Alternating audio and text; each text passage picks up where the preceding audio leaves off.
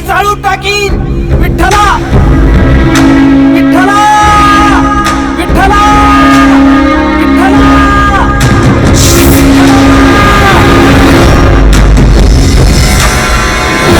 मग काय ठरवलंस?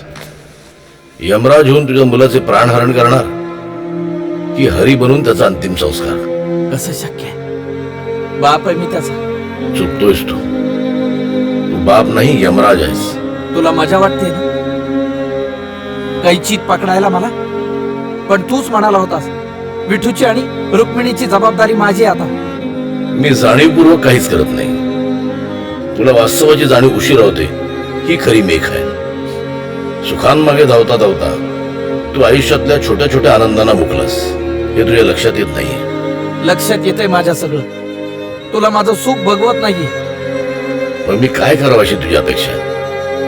आज एवढे पैसा, संपत्ती, सर्व काही आहे, पण तू तुझ्या मुलाला वाचवण्यात असमर्थ आहेस. हे सत्य तू स्वीकारत नाहीयेस. नाही स्वीकारायचं मला.